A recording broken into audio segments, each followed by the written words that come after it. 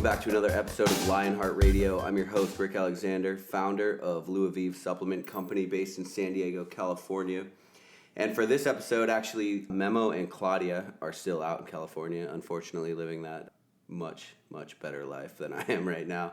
But as long as I'm out in Virginia, we're going to try to switch off. So I'll do an episode on Monday, and then the next one will be Claudia and Memo. So today I'm joined by formerly Three Sheets. You guys are, what are you calling it again? Endless Frontier. So I'm with Brady, Josh, and Jordan of Endless Frontier. They are former military guys that are getting out of the military. They're all transitioning around the same time.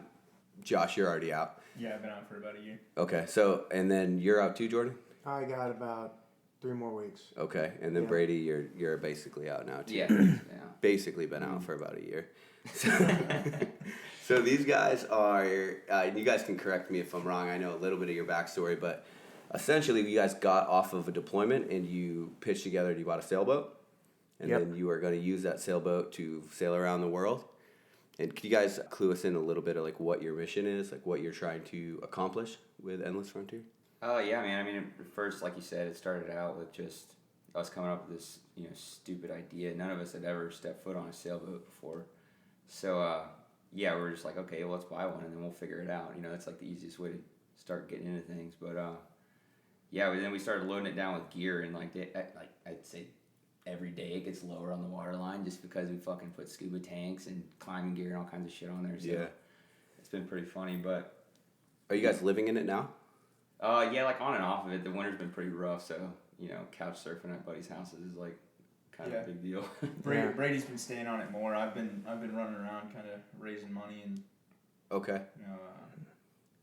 So you guys are in the part where you're getting ready to take off, right? When do you take off officially? It's gonna be November. So November is when you set sail. Okay. Mm-hmm. And then what you're raising money.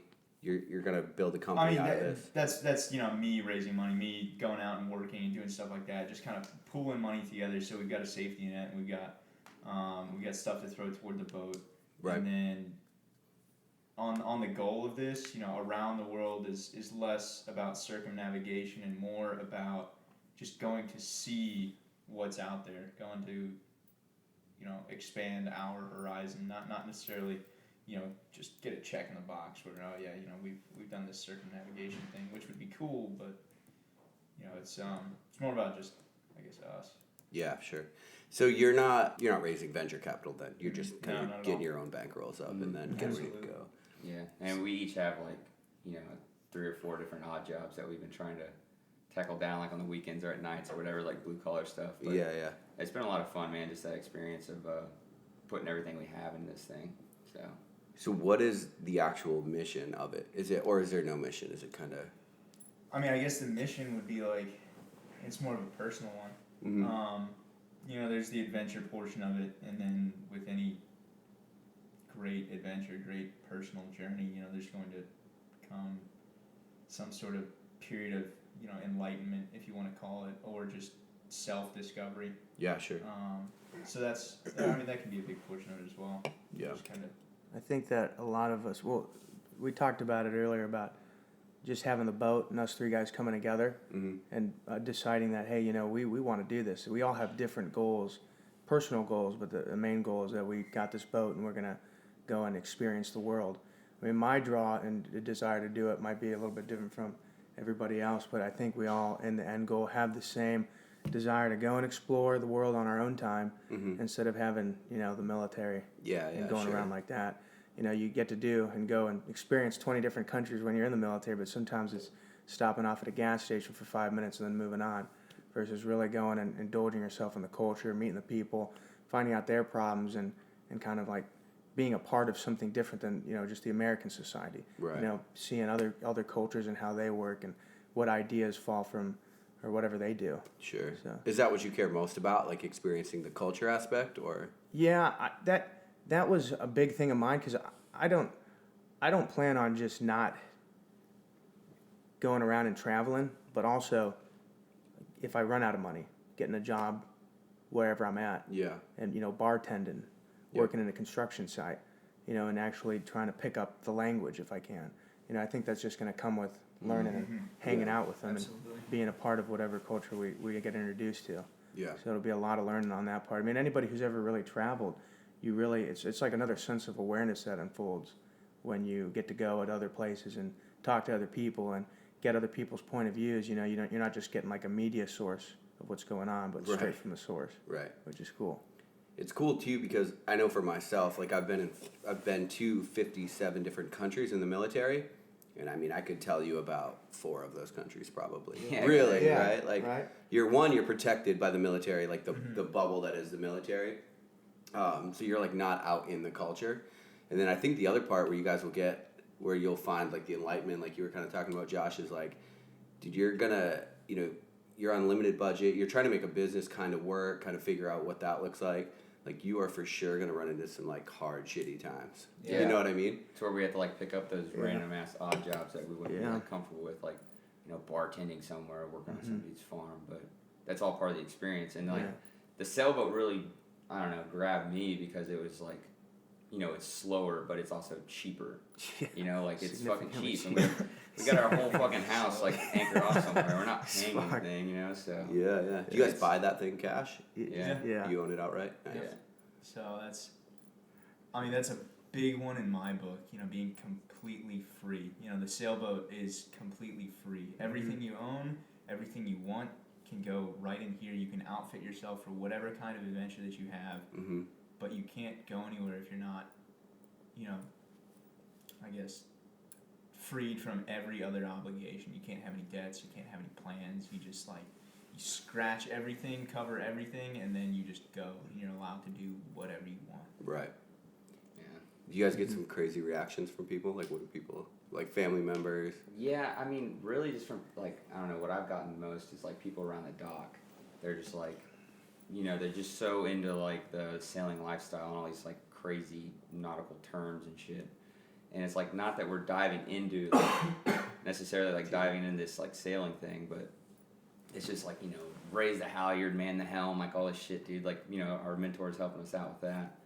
But, Yeah, because you guys didn't even know how to sail when you bought the yeah, boat. we didn't know how to sail at all. No, And so nothing. that's Yeah, what. first time I was on a sailboat was after we had bought it. After, Yeah. Dude, that's the best way to figure some shit out. Yeah, though. dude. Josh, we all dumped thousands of dollars into this Yeah. thing, and I hadn't even set foot on it. Yeah. I hadn't even seen it other than like. What did you guys buy it for?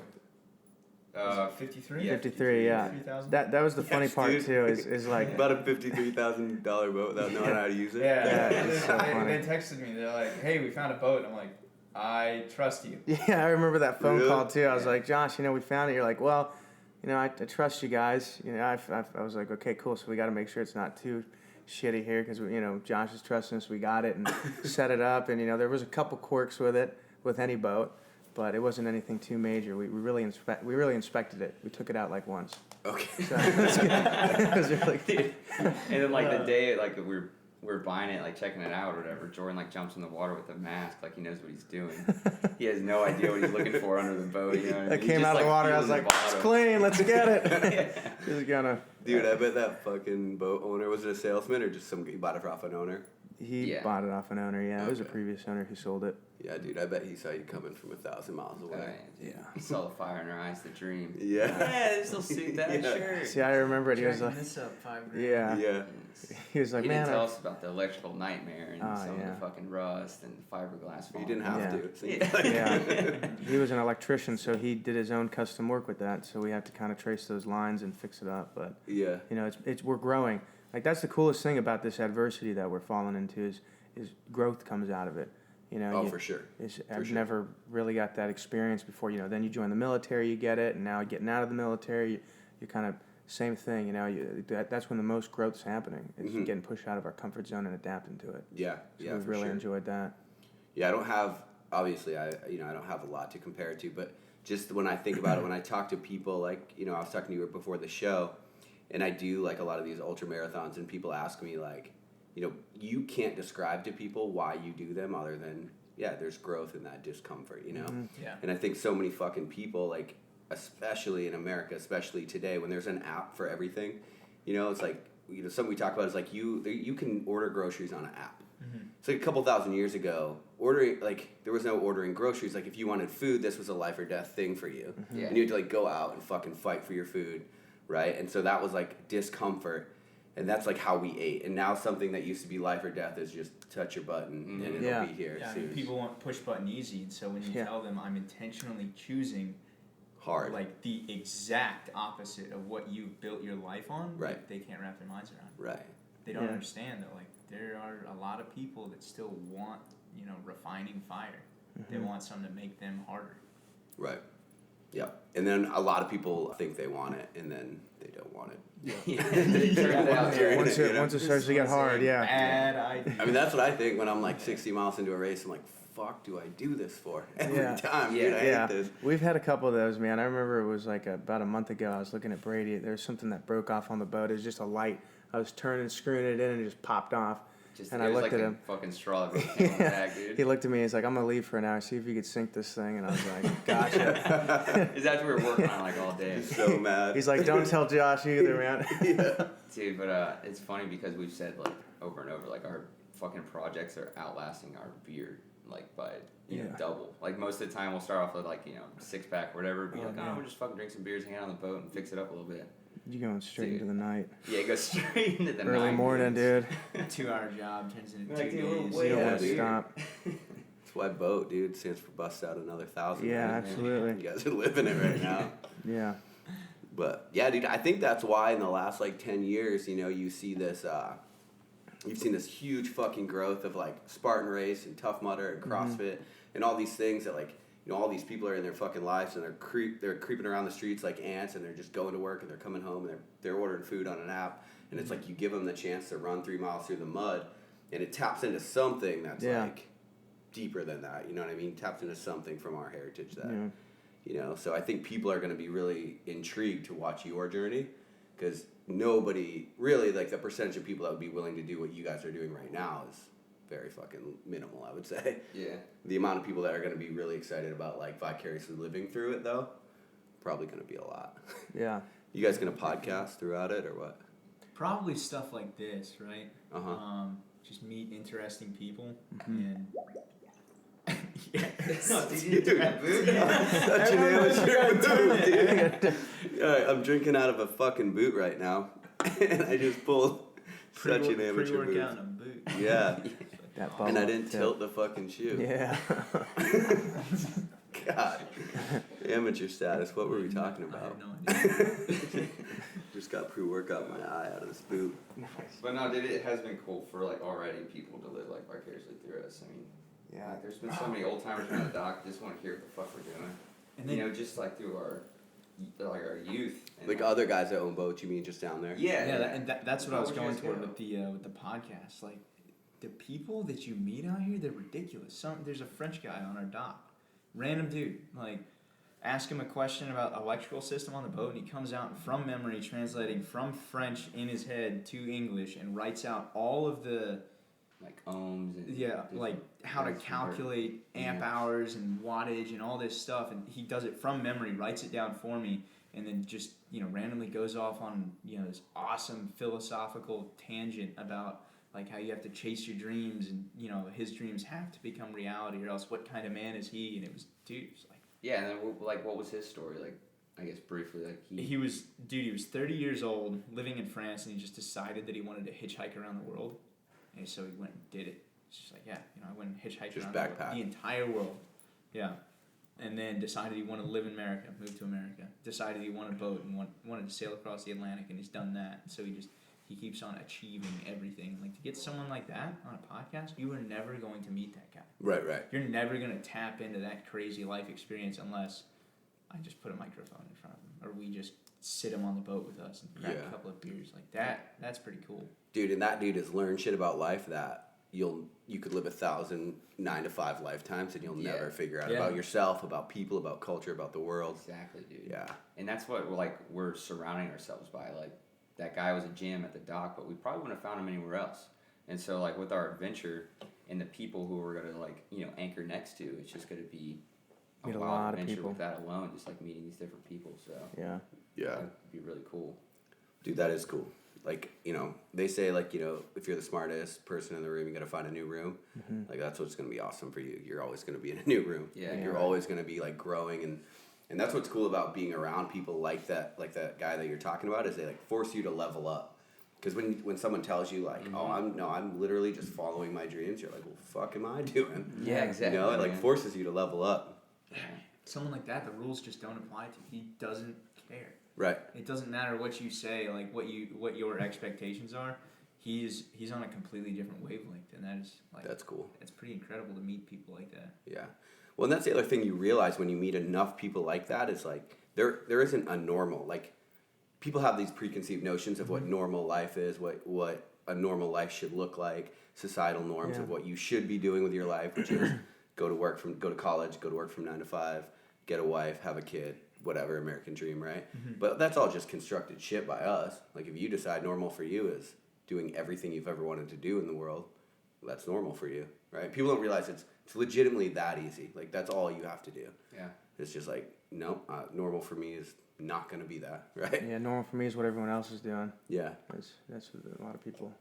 That's cool. And then you spend enough time around your hometown, and it's like, dude, everybody, especially older people, like, I don't know if you guys have experienced this, but my family, like, every time I tell them something that I want, that I'm going to do, they have like a new, different, like, I wish story. Like, oh, I wish I would have done blank, blank, blank when I was young. It's exciting to like experience that for yourself, but it's also like depressing at the same time. It's just like, man, like, you could have got away 20 years ago, but something made you stuck here, you know? Fear. And like, yeah, the fear of like going out and your dreams possibly failing. Yeah. You know, it's just crazy. Like, we see people like that at the dock all the time. Go, I'm still, you know, working on the boat. I've had it for 20 years. And you're like, dude, where do you go with it? Just get you a little bay racer? Like, that thing's outfitted to, you know, go down south and you can live in the, you know, you can live in paradise. Yeah. And so it's just crazy, yeah. So people, you're just saying like, God, I wish I was doing what you're doing, I wish, essentially. Oh man, yeah. And I wish I could do that. Like, that's the best one. I wish I could do that. Like, like you have some fucking talent that they don't. So. Yeah, superhuman. Right. No, dude. You just decided to. I'm just 3 irresponsible. 25-year-olds that just fucking bought a boat and then trying to figure it out. Yeah. Yeah. And somehow we have an upper hand on them just because we, you know, whatever, want to go do it. That's the hardest one, is the first step. Most of the time, those guys that are on the dock that you were talking about, Brady, just been saying for years now that they're leaving. They're just one more thing they got to prep on the boat. One more thing they got to do. You know, you just got to do it. So I mean, the boat's going to fall apart along the way. Yeah. That just happens. Yeah.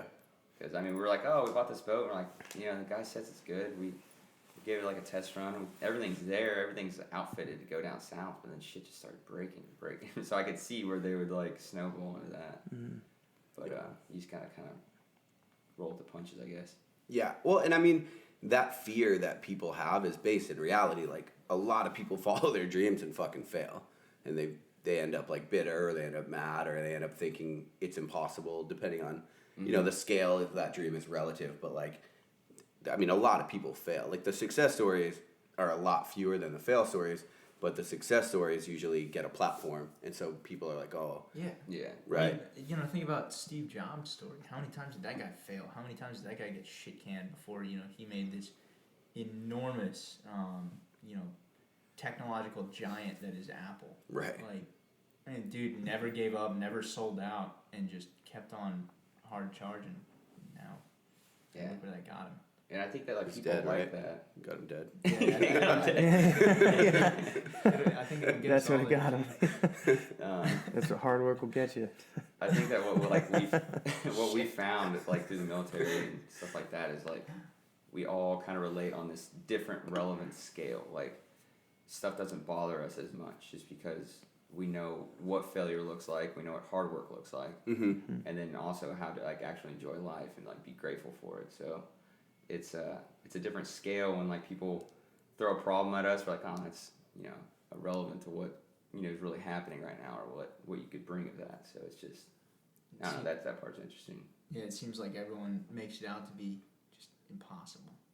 Right. Everyone, like, I mean, you're new stepping into sailing, and you know they're painting this picture like it's, you know, it's gonna be the hardest thing you've ever done, and hey, we're gonna go out today and it's gonna be really choppy, and you know it's gonna be rough. So you know, just prepare yourself. So we get out there, and it's just kind of like, yeah, I mean, I guess this is a little rough, but Yeah. Right. You know, maybe if there was some more excitement, and then, you know, sure enough, we get a hole in the boat and there's water pouring in.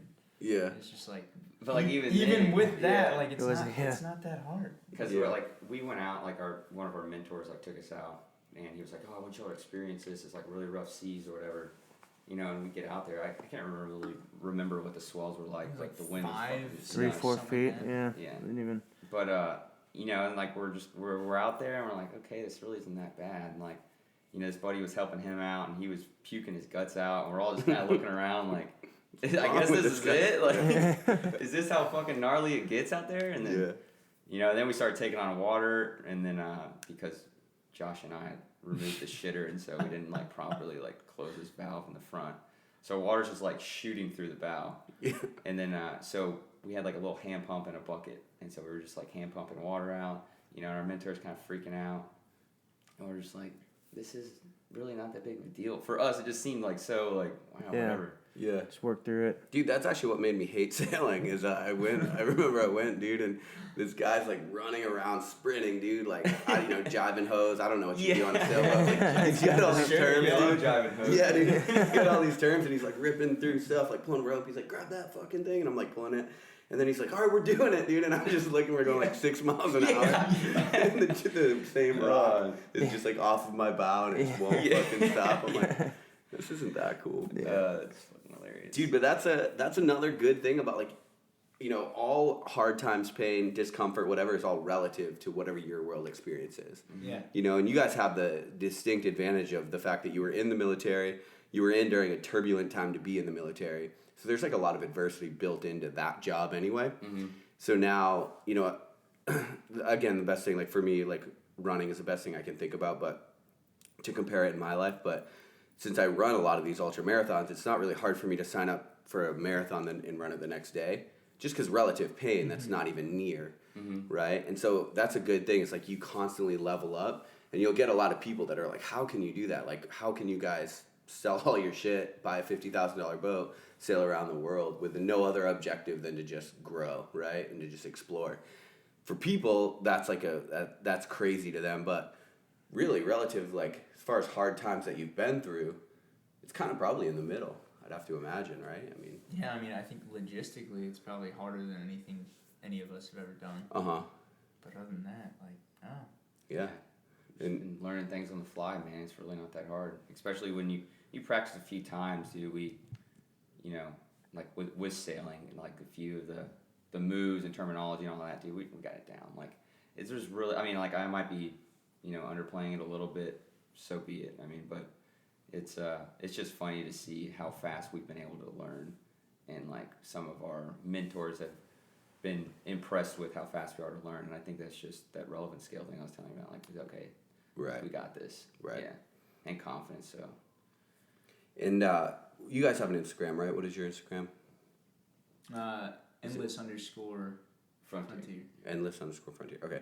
So on there, I was looking at your Instagram the other day, and you guys have a ton of like adventure type shit you're gonna pack on the boat, right? Mm-hmm. What kind of stuff are you guys gonna do as you travel, other than explore culture? And, right. Yeah. So like just to start off, we have a shit ton of like scuba diving gear on there, and then mixed in with like some spearfishing and stuff like that. So yep. Hopefully we get to the point where we can start taking people out on dives, you know what I mean? If we need like a little extra cash or whatever.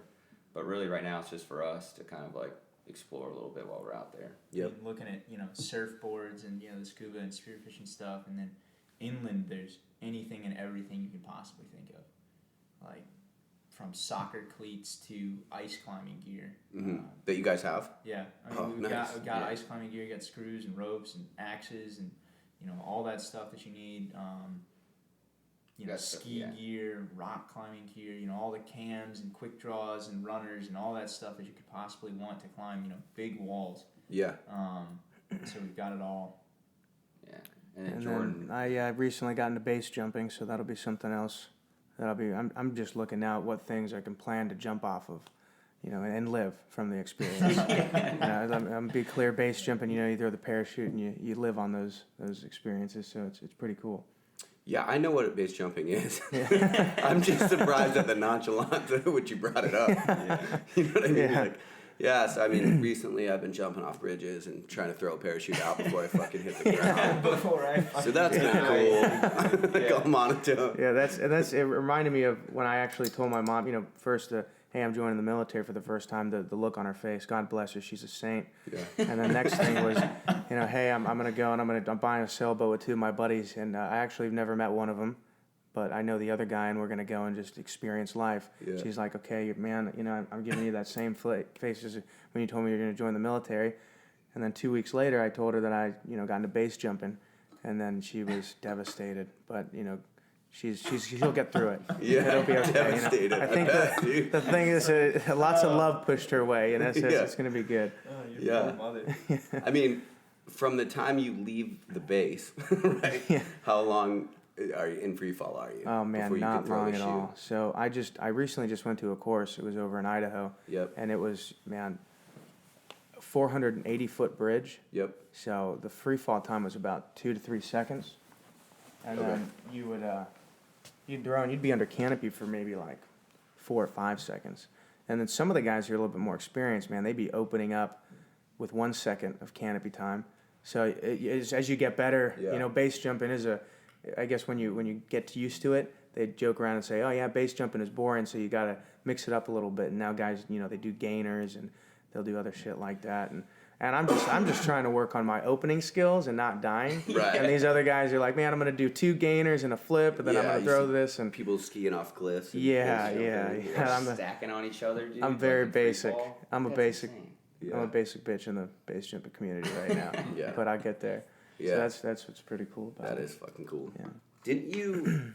I think you were telling me like you actually didn't have enough jumps. Oh no, I didn't. So man, I Well, hope. so can you explain that though for Yeah. people that aren't? You bastard. Yeah, so the prerequisite to go to the base jumping school was you needed 200 base jumps. Base jumps? But no, I mean, sorry, Free fall jumps. So yeah. out of an airplane. Yeah, out of an airplane. You have to work on your canopy skills. You got to know what you're doing. And I only had around 50. So I went to the course. I was like, I did 200. I emailed the guy who was like, great, man, come on down. I show up, and I don't really know how to pack this thing either. Yeah. So I'm like, shit, I got to worry on that now. And I'm trying to have him show me how to do it. And he's like, you with all these questions, it seems like you and you told me you've had 200 jumps before. You just stopped jumping free fall for a while. And I looked at him and I was I was like, yeah, basically, I took a break and now I'm getting back into it. The guy's trying to be nice, and he's like, you Yeah. don't seem to know anything about Yeah, that sport that you're doing. Yeah. Then 12 base jumps later, he was like, yeah, man, you did really good, but you should come back here, and once you pay for the course, it's free for you to come back and jump, and I can train you up some more. But you might die if you go out by yourself. Your pack job is really, really shitty, man. Really? You needed extra time on it, and he was really nice about it. Yeah, yeah. He didn't offend me too bad. We laughed about it, had a beer. Yeah. And so I'm gonna make my way back there. But it's such a nightmare going on that bridge, and because at first he would pack them, because the first day the instructors pack them. The second day you do all the pack jobs. Okay. And my pack job skill is Man, second subpar. day, Yeah, so I'm running out there, 5, 6 base jumps, and I'm looking at over the bridge, holding on, and I'm looking at him. He's looking at me, and he says, you're the last one to jump. You ready? And I said, well, yeah, but you saw my pack job. What did you think? And he's like, I don't know. What do you think? I was like, I don't know, man. What does it look? And he's looking, he's inspecting me, and he's like, man, you probably shouldn't jump it. You might die. Yeah. And I was like, I'm in my mind, I'm like, well, he's fucking with me. I hope. And if I bitch out and don't do it now, everyone's gonna make fun of me. Oh yeah. So I got up to the edge and I was like, I'm gonna do it. And he's like, all Definitely right, die go for for your it. ego. Yep. Dude, I'm looking down, man. It's the hardest part is like looking down. Looking down and seeing what's below you. So I try to look up when I do it most of the time and jump out. But yeah, it opened in that immediate relief when you're under canopy, man, and you hit the ground and you're safe. It was amazing, and that rush of adrenaline was. I haven't had a feeling like that in a long time, which I sound like a junkie or something, but it was just a fun time. Yeah. It was real fun. I bet. Oh, man. Dude, I don't care how many jumps. I don't give a fuck how many jumps I have. I'm never doing that, dude. See, dude, he keeps trying to, I don't know, sell it to us, man. Yeah. We're just like, not there yet. And Yeah. like, Brady and I are just like, Yeah, it was. So to make it real, do you guys jump too, though? yeah. Yeah. Yeah. So to make it real, though, you had 50 jumps prior. Mm-hmm. How many of those do you get when you're going through school? Going through the base jumping school? No. Through skydiving school. Okay, yeah. Going through the skydiving school, I'd say about, man, 20 of them, 12 to 20.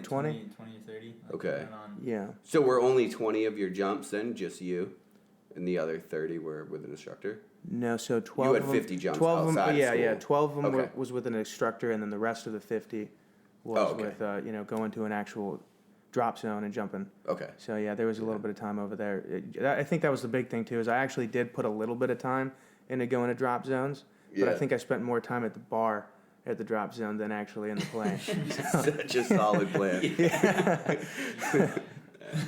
You drank at the school, and then you're like, well, can't get called a bitch, so I gotta jump. Realistically, I know that sounds bad, but they did a whole bunch of theory on base jumping, how the wind works. There was a lot of science behind it. They went into turbulence on this thing. Yeah. The guy was a master.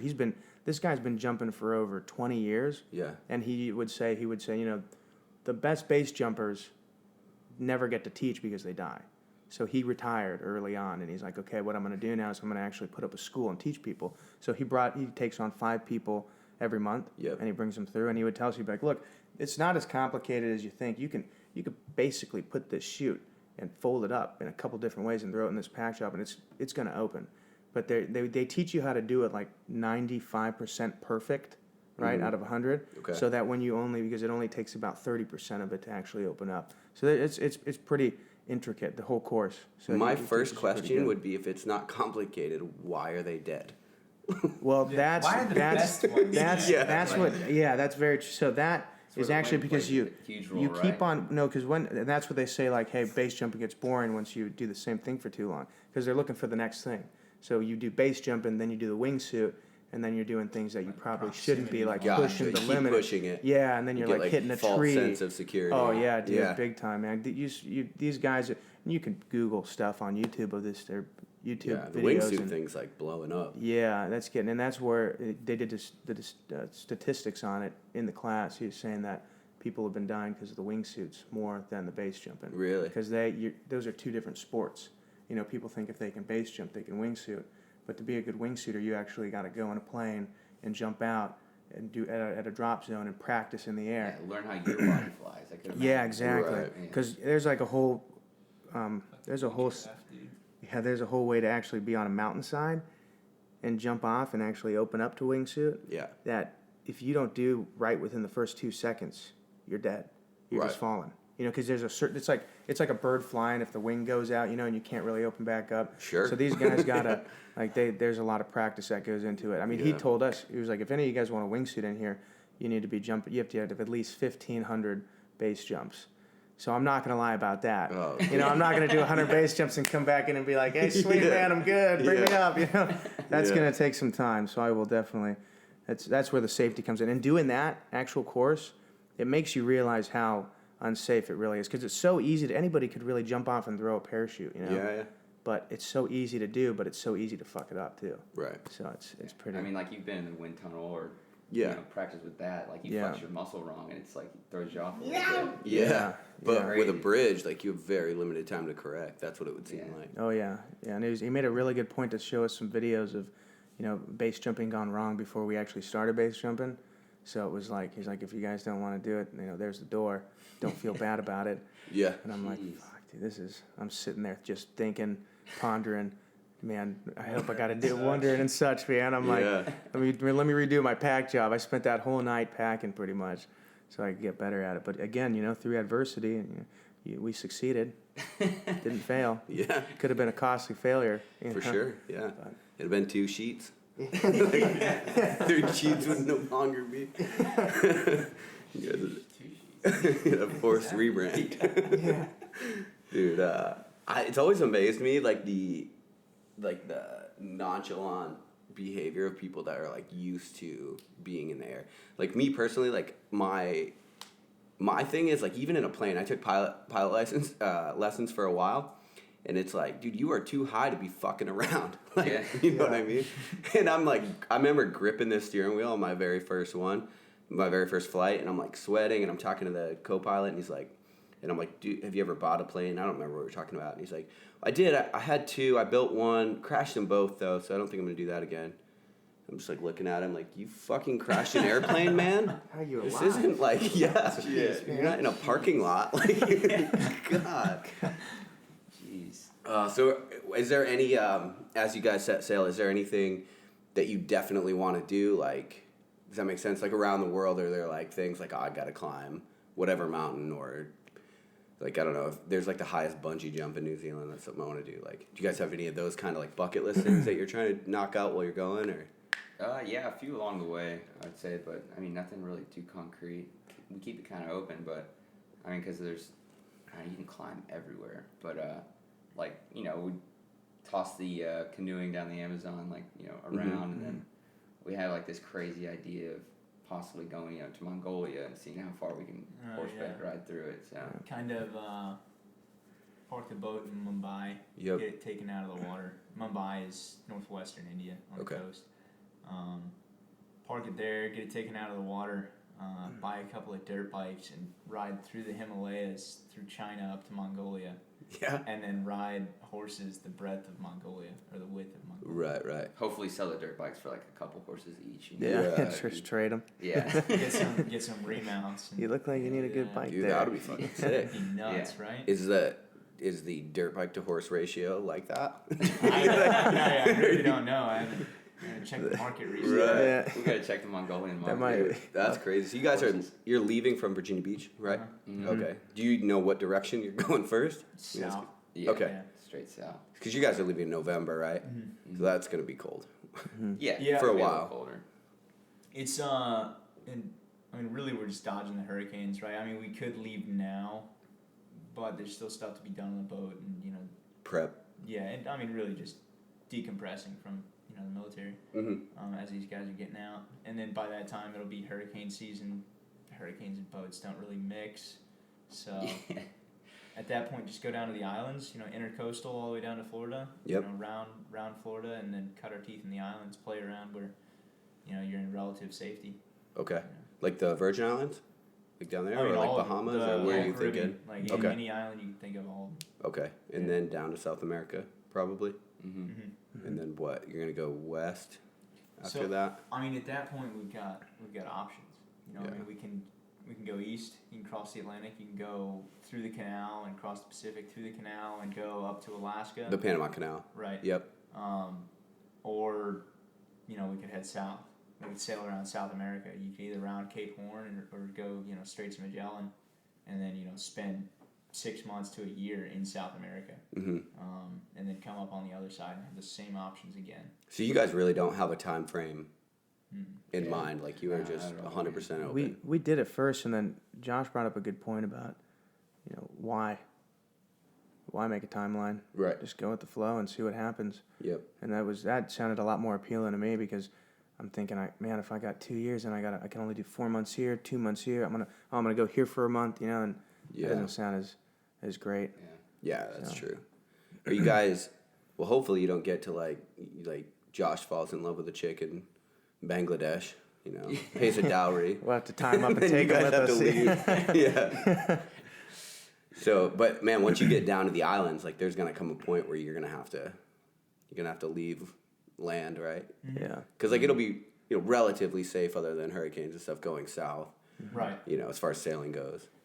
So the thing about sailing today is it's a lot more safe than people would make it out to be. I mean, and you're not going to have a hurricane that you're not going to know about, 5 days in advance. So when we're going out, Are you sure about that? Pretty. Like a thing. Yeah. Okay. Well, yeah, I'm just Yeah. asking. Do a yeah. good weather study. Weather forecasting. Yeah. And you've got all the technology. People on your- don't on like your the boat. perfect storm doesn't happen still. People just it could find happen. yourself fucked. Yeah, You know what I mean? Yeah, there's always there's Okay. always that opportunity. Okay. However, technology's come to the point, communications technology specifically, it's come to the point where, you can see this stuff coming. Right. And if you see this stuff coming and you go out, it's your own fault.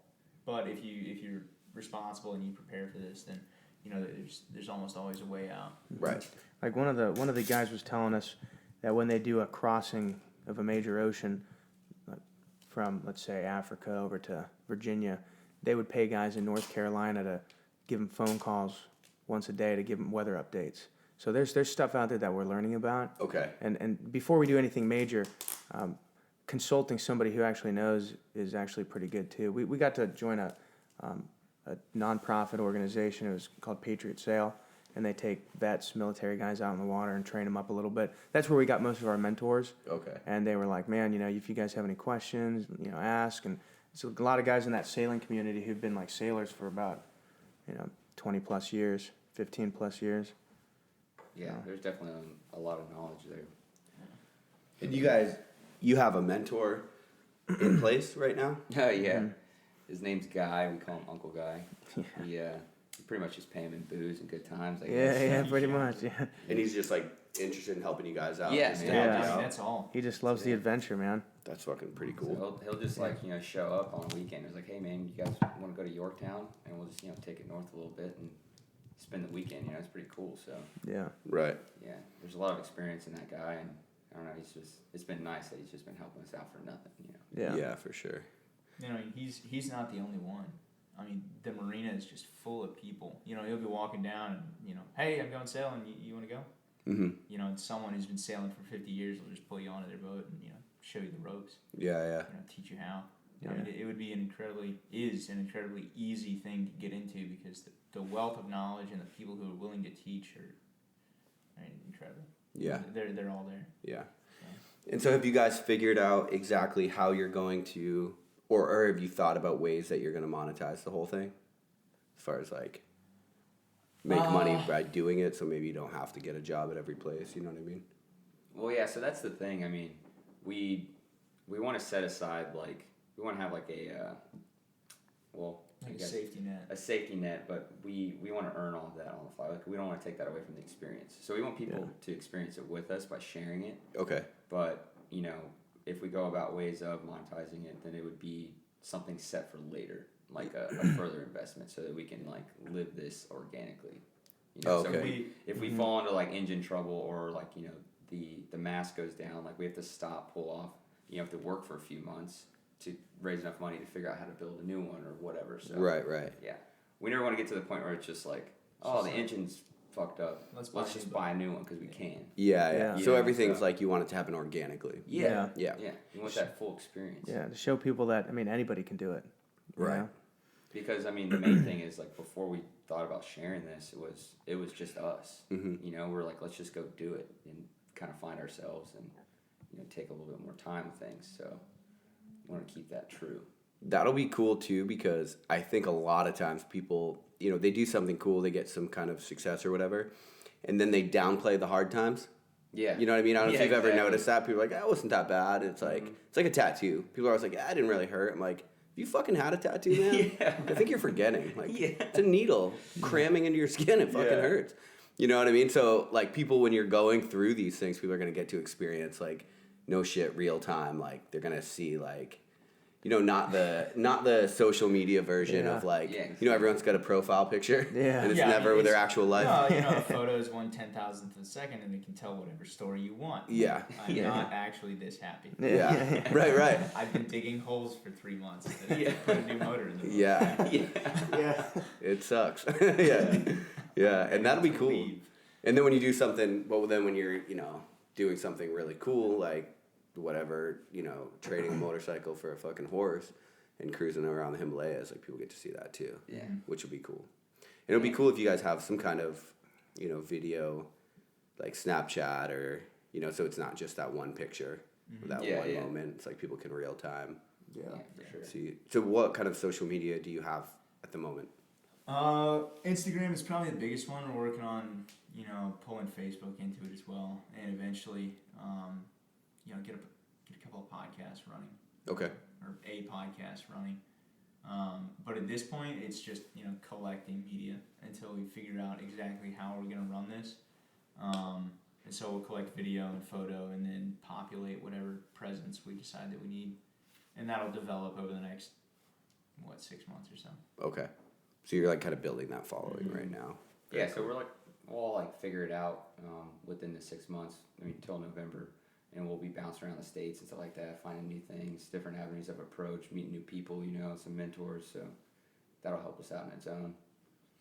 So let me ask you this: if people are cruising around social media and they find Endless Frontier or whatever, if they find you, if they hear your podcast, if they see your Instagram, if they listen to this podcast, what do you want them to take away from this whole thing? What do you want the message to be? What do you want, you know what I mean? Like, what do you want them to feel when they fucking see Endless Frontier? Well, for me personally, it's just like, well, keeping it organic, right? It goes back to that. It's like, hey, this is possible. You know, this is, you know, 3 dudes who got together and, you know, we saved up enough money, just enough money for me, but like to put it all down on a boat and just say, you know, fuck it, let's just do it the way we want. Mm-hmm. You know, so all that is possible, and like all the troubles and shit that we run into, everything is possible if you have like, you know, a couple good friends, you know, to like get you through it. So that's what it is for me. I mean, we all kind of have our own little opinions on it. For me, it just, you know, do everything you possibly can to be completely free. Like, work as hard as you can to pay all of your debts, so you are obligated to do nothing, so that when the time comes and when the adventure calls, you are allowed to drop everything and go. Mm-hmm. Yeah. I'd say pursue your passions. You know, whatever you're passionate about, go after it. Mm-hmm. You'd be more happy for it too. You know, a lot of the times you see these 9-to-5s, guys walking around and they just complain about their job. I want something that I can come home from and I'm happy. Sure. You know, this right now is it. Yep. The military was that for a while, and you know, nothing's permanent. Everything's temporary, and the next thing now is this. So Yeah. Nice. Yeah, That's and cool. I think we all kind of relate on that, you know, rocking chair test of like being 85 years old, sitting in the rocking chair and being okay with everything you did. You yeah, know, Mm-hmm. absolutely. and not having any regret, because, you know, when you get to that age, it seems like when people retire usually, right around like 60, then they don't really have much left in them to go do like adventurous things. Yeah. And Have your so, whole life to work. we don't want to regret having that in the future, I guess. Yeah. That's cool. Yeah, you don't want to end up one of those I wish people. Yeah, You know exactly, that you're man. talking We to. run into too many of them, man. Right. And it's almost sad, like it just Yeah, dude, hearing it's, their Yeah. story. Mm-hmm. So It's funny too. My grandmother she's a sweet old Italian lady. Still makes the spaghetti from scratch with the sauce, and she looks at me and says, "Your generation is gonna be so boring because you play video games all the time." And that was when I was younger, and now she sees me and she's like, "Maybe you should play a little bit more video games. Stay around the house a little bit." you made me this way. Yeah, you grandma, planted you scarred me. Yeah. Dude, that's the thing though, man. Your grandparents don't want to hear stories about your fucking couch. Yeah, You know what I mean? that's right. No. Yeah. Well, cool. Is there anything else you guys want to talk about or put out there, promote, or if people are hearing this, how can they support? I guess. I mean, yeah, just if you want, like, check us out on Instagram. We have right now we're fixing up the boat, so you'll see a few videos of us just, I don't know, fucking a lot of elbow grease, I guess. Yeah. But yeah, we have an adventure coming up right now. Actually, we head out on Monday, and then we will be crossing over the border into Mexico on the 9th or 10th, and we're just going to be horseback riding and going on a hunt for 10 days. So down in the desert. A hunt? Yeah, hunt. So Oh, there's nice. like some big mule deer down there, and so a couple of my buddies from Texas are going to be guiding us on that. So it'll be pretty cool. Very cool. Yeah. So we're going to find a way to capture that, and then, you know, keep posting on Instagram. People can live it up. Yeah, check us out and send us a message. Yeah. What are you guys hunting with? My buddies have a few different rifles, but and they're actually really into bow hunting, but just like a 308. So. Okay, just a rifle. Mm-hmm. Nice. Cool. Thanks for being on, guys. I appreciate it. I'm excited to see how this whole thing unfolds. Yeah, dude, me too. Yeah. Appreciate It's gonna it. be cool. I want to know, and I'm glad that people get to hear this podcast before you guys set sail, and then next January if you guys are in the rocks somewhere, they're like So they can laugh at us. in North Carolina. Video of us You made it 47 feet, shooting off Bags layers. on land, man. Or like, all right, let's figure out a hitchhike now. dude.